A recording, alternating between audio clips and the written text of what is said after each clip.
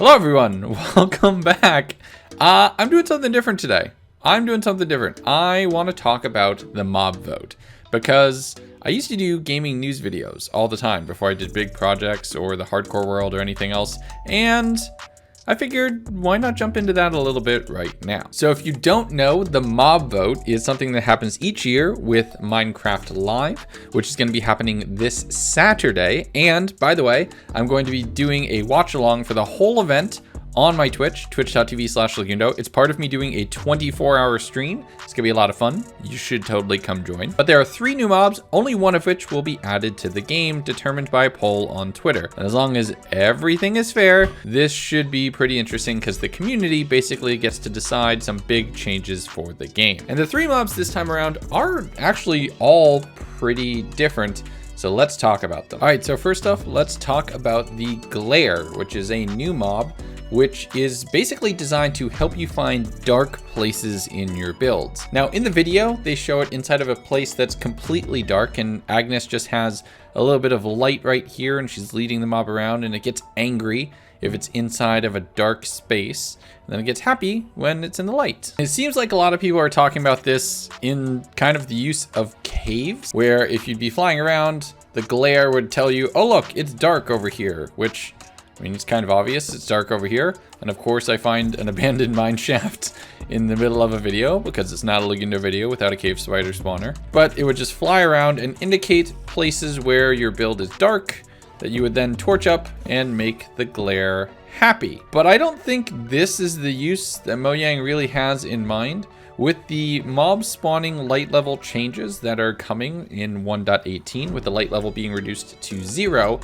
where you need to do torch spam is actually going to change. So everything that players have memorized of where and how far apart to put torches inside of a big build, say like a gigantic ocean themed end portal replacements project where you're building like 500,000 blocks worth. This little angry lettuce right here, this would help a ton in that project right now, because I cannot tell you how many times I've had mobs randomly spawn there in areas that I thought were well lit, even with it just being light level 7. Now that'll make it a lot easier with it being light level 0, but my little friend right here could definitely help me in making sure that I'm not gonna have creepers fall and randomly pop on my head anymore. Next up was the Allay, which is the second mob, and it's a happy Vex who is running around and will give you mobs. They are attracted to note blocks that you can place in the world, so it's a way to kind of anchor the Allay to a certain location.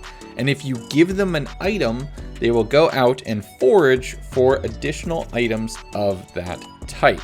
Now, something that was not made super clear with the Allay is it going to harvest materials, or is it going to just collect ones that's around in your world? Now, cookies was the example from the video that we saw, but there's no indication if you, for example, drop it diamonds or diamond ore, that it would just go out and mine those blocks for you. It can't mine blocks. But if we give it something like flowers, would that work? Would it be able to break items that you can break kind of by hand? It would make sense with by hand items able to be broken. So you could have automatic flower farms, but in all honesty, the Allay in Redstone collection is kind of just an automatic item collector. So you don't need hopper minecarts everywhere. You could just have one mob. And then if you pop down some note blocks and just play some music, the Allay would want to come over towards that, and you put some hoppers right underneath it. And then right there is probably where you'd collect your items. So an interesting addition to Redstone. And then finally, we have the Copper Golem, which is another Redstone and sort of machine and mechanical mob. Now this would be one that you would build. You wouldn't find it spawning out anywhere in the world. And the recipe looks relatively simple, given that it's only 3 ingots in the video, and it looks smaller than the players. It's probably just like a block and a lightning rod and maybe some levers. That's my take. So you can see this is what I think the recipe would even be actually. But I have my Copper Golem right here, and they would press copper buttons randomly. Then the copper buttons would be made obviously if we get this mob as well. This is a good way to introduce some randomness into a redstone machine. The only problem is that they will slowly oxidize and eventually become little statues. So they have a limited lifespan. Now, I wonder if you could wax them. We talked about this a little bit on my stream over at twitch.tv/Legundo. If you could wax the golem, that kind of undoes that whole mechanic. So they'd probably justify that by saying if the golem's moving around, it's scraping off the wax, so it can't stay waxed and it would eventually oxidize. But you have these the ability to introduce stuff. You can already have some level of randomness with dispensers, dispensing out certain stackable or non-stackable items.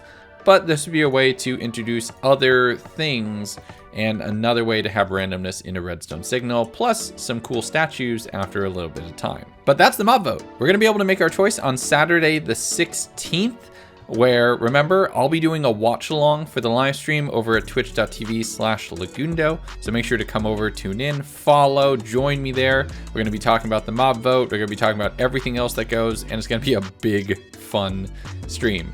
Let me know down in the comments which mob you're actually planning on voting for and why, and which one you think will win and why, just in case those two aren't the same. Also, if you enjoyed this kind of more newsy video from me, actually talking about the game instead of playing it, let me know. I might do this more often, or I might do this on a second channel.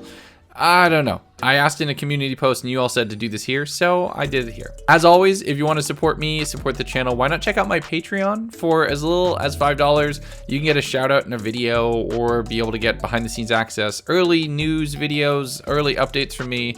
It just helps me out so much and lets me experiment and do random things like this one. All right, that's pretty much it for me, everybody. Until next time, take care of yourselves, be good to each other, and talk to you soon. See you for Minecraft Live. Bye-bye.